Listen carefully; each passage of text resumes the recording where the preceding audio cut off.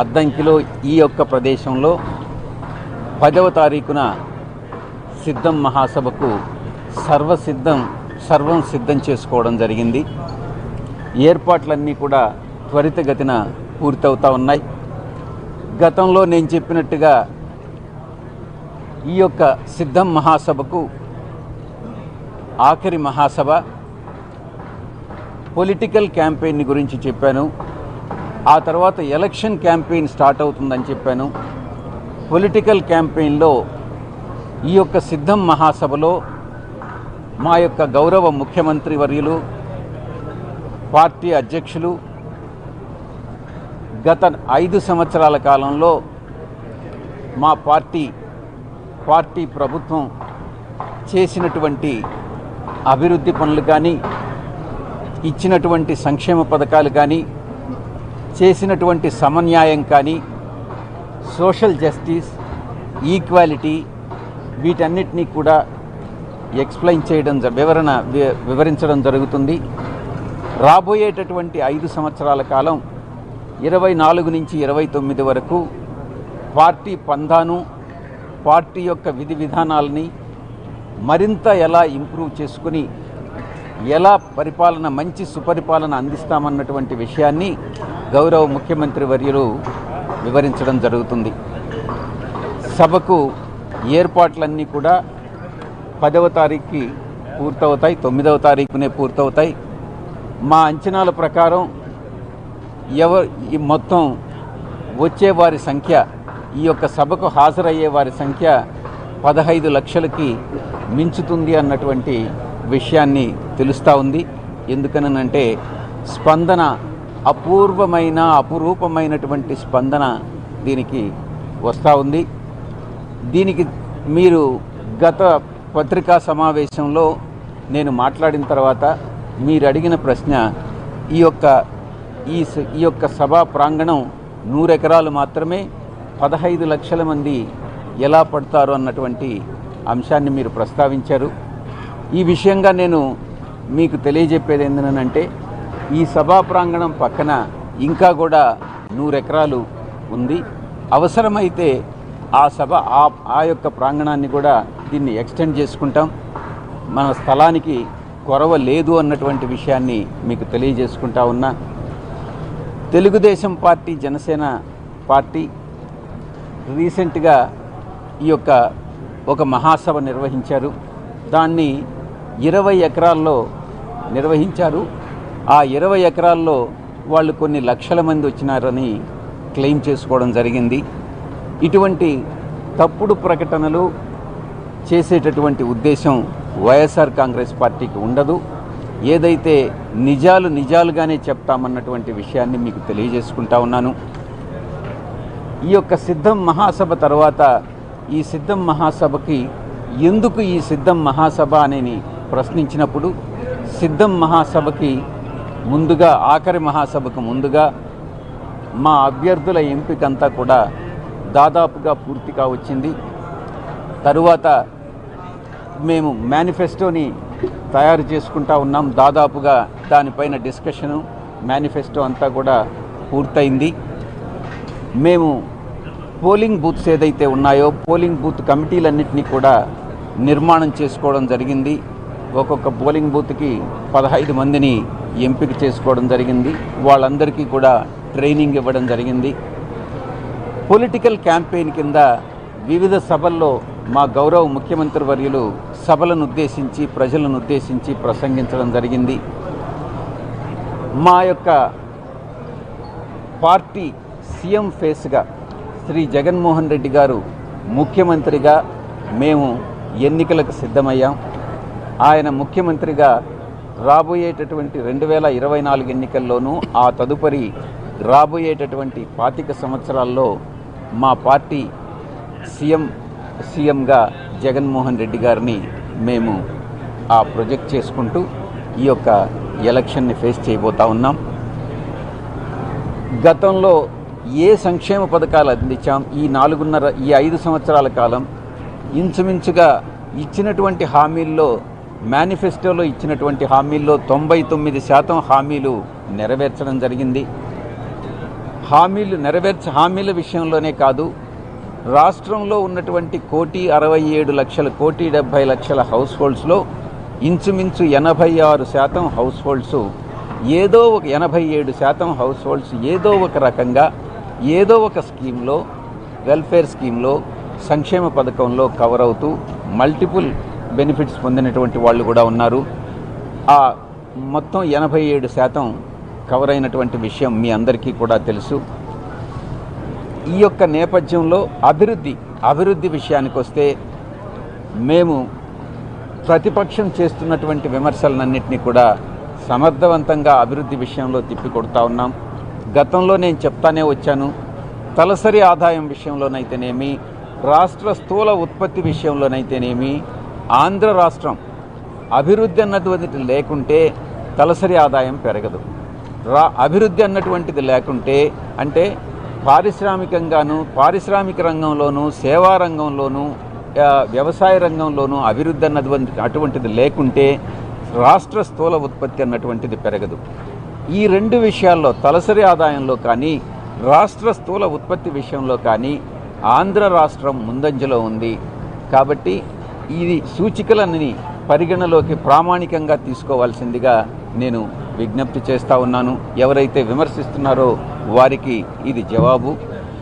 మీరే చూస్తున్నారు, ఈ యొక్క నెల్లూరు ఈ ప్రాంతంలో, ఈ కోస్టల్ ప్రాంతంలో ఈ జిల్లాల్లోనే రామాయపట్నం పోర్టుని, సీపోర్టు నౌకాశ్రయం ఏదైతే ఉందో రికార్డు టైంలో జగన్మోహన్ రెడ్డి గారే దానికి శంకుస్థాపన చేసి దాన్ని ప్రారంభోత్సవం కూడా చేయబోతున్నారు. అలాంటి అభివృద్ధి అన్నటువంటిది మేము చూపించాం. అదేవిధంగా ఒక సీపోర్ట్స్ విషయానికి వస్తే భావనపాడు కానీ, మచిలీపట్నం కానీ, కాకినాడ కానీ, రామాయపట్నం కానీ, కృష్ణపట్నం కానీ, వీటినన్నిటినీ కూడా అభివృద్ధి అన్నటువంటిది ఏంటి అన్నటువంటి దాన్ని ఒక నిర్వచనం వైఎస్ఆర్ కాంగ్రెస్ పార్టీ ప్రభుత్వం మనం చూపించడం జరిగింది. ఒక నౌకాశ్రయం విషయంలోనే కాదు, విశాఖపట్నం ఎయిర్పోర్ట్ కూడా చాలా త్వరితగతిన పనులన్నీ కూడా జరుగుతూ ఉన్నాయి. చాలా ఇండస్ట్రీస్ అన్నీ కూడా, ఎన్నో పారిశ్రామిక సంస్థలు ముందుకొచ్చి ఆంధ్ర రాష్ట్రంలో సంస్థలను నెలకొల్పడం, ఫ్యాక్టరీలను నెలకొల్పడం జరుగుతూ ఉంది. దురుద్దేశపూర్వకంగా ప్రతిపక్షాలు చేస్తున్నటువంటి విమర్శ రాష్ట్రం అభివృద్ధిలో కుంటుపడింది అన్నటువంటి విషయాన్ని మనం విస్మరించాలి. ప్రజలు నమ్మడం లేదు అన్నటువంటి విషయాన్ని కూడా నేను మీకు తెలియజేసుకుంటా ఉన్నాను. ఇక చాలా రీసెంట్గా 2-3 రోజుల క్రితం చంద్రబాబు నాయుడు గారు బీసీ డిక్లరేషన్ ఇచ్చారు. నేను ఒక్కటే ప్రశ్నిస్తూ ఉన్నా, ఒక్కసారి మీరు గతంలో చేసినటువంటి ప్రకటన గుర్తు తెచ్చుకోండి. చంద్రబాబు గారు మీరేం చెప్పారు? బీసీలకు జడ్జెస్ కావడం, బీసీలు న్యాయమూర్తులు కావడం అన్నటువంటిది సమంజసం కాదు, వారికి ఆ యొక్క తెలివితేటలు ఉండవు అని మీ నోటితో మీరే చెప్పినటువంటి వ్యక్తి మీరు ఒక బీసీ డిక్లరేషన్ ఇవ్వడం అన్నటువంటిది హాస్యాస్పదంగా ఉంది అన్నటువంటి విషయాన్ని నేను తెలియజేస్తా ఉన్నా. బీసీల విషయంలో, బీసీ, ఎస్సీ, ఎస్టీ, మైనారిటీస్ విషయంలో వైఎస్ఆర్ కాంగ్రెస్ పార్టీ చేసినటువంటి నిర్ణయాలు కానీ, అమలు చేసినటువంటి నిర్ణయాలు కానీ, అది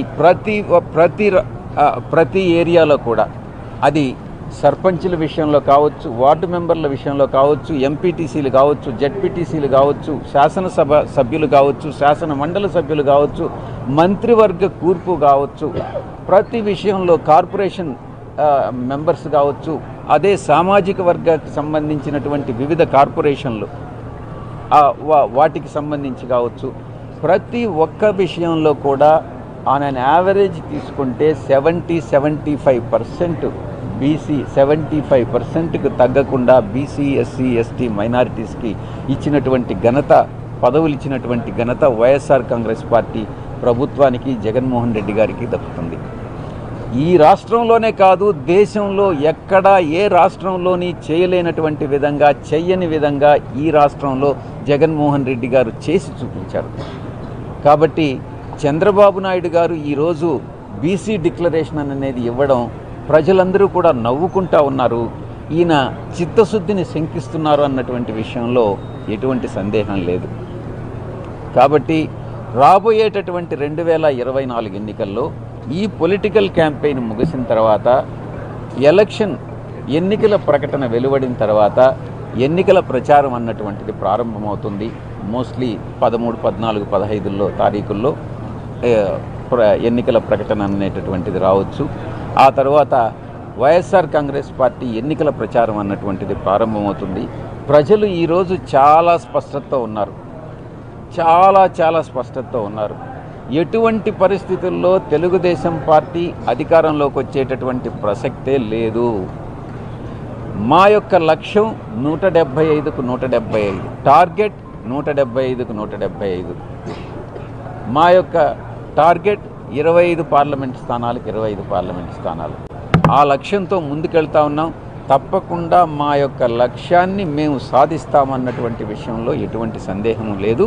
ఈ వై నాట్ 175 అన్నటువంటిది ఈ యొక్క సిద్ధం మహాసభలో కూడా ప్రదర్శించడం జరుగుతుంది. మాకు ఆ నమ్మకం ఉంది. ఆ నమ్మకంతో ప్రజల్లోకి వెళ్తున్నాం. ప్రజలకు చేసి చూపించిన తర్వాత ప్రజల వద్దకు మళ్ళీ మేము వెళ్తా ఉన్నాం. రాబోయేటటువంటి 5 సంవత్సరాల కాలంలో మరింత మెరుగైనటువంటి, మరింత సుపరిపాలన ఇవ్వాలన్నటువంటి ఒక దృఢ నిశ్చయంతో మేము ముందుకెళ్తున్నాం అన్నటువంటి విషయాన్ని తెలియజేస్తూ సెలవు తీసుకుంటున్నాను.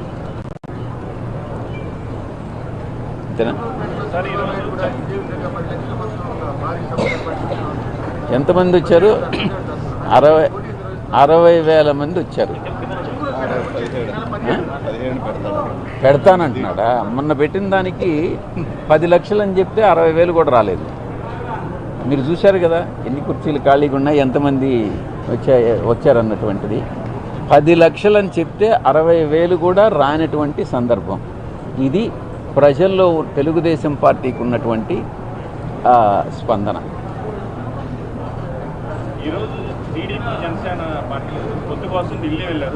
పొత్తు కోసం వెంపర్లాడేటటువంటి పార్టీలు Telugu Desam party, Janasena party. YSR Congress party ఈ మొట్టమొదట మా అధినాయకుడు నిర్ణయించినటువంటి ప్రకారం ఎవరితో పొత్తులు పెట్టుకునేటటువంటి పరిస్థితి లేదు.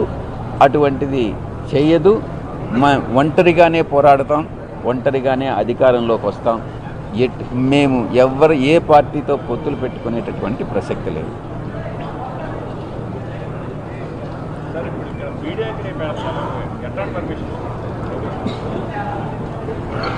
నేషనల్ మీడియా వస్తుంది. నేషనల్ మీడియాలో పీటీఐ వస్తుంది, ఏఎన్ఐ వస్తుంది. నేషనల్ మీడియా ఛానల్స్ అన్నీ ఇక్కడికి వస్తూ ఉన్నాయి. వాళ్ళ రిప్రజెంటేటివ్స్ అందరూ వస్తున్నారు. లోకల్ మీడియా అంతా కూడా విజయవాడ నుంచి, హైదరాబాద్ నుంచి కూడా లోకల్ మీడియా, తెలుగు మీడియా మిత్రులందరూ కూడా వస్తున్నారు. వాళ్ళందరికీ కూడా అరేంజ్మెంట్స్ అన్నీ కూడా ప్రాపర్గా చేయడం జరుగుతుంది. మీడియా నుంచి, నేషనల్ మీడియా నుంచి కూడా ఆసక్తి కనపరుస్తున్నారు. చాలామంది నేషనల్ మీడియా మిత్రులందరూ కూడా అడగడం జరిగింది, సిద్ధం మహాసభ ఇంత గ్రాండ్ సక్సెస్ మహాసభలు ఇంత గ్రాండ్ సక్సెస్ కావడానికి కారణం ఏంటి అన్నటువంటి విషయాన్ని వాళ్ళు కూడా పలు సందర్భాల్లో ఫోన్ చేసి మరీ అడగడం జరుగుతూ ఉంది. వాళ్ళే ప్రత్యక్షంగా 10వ తారీఖున చూడబోతా ఉన్నారు.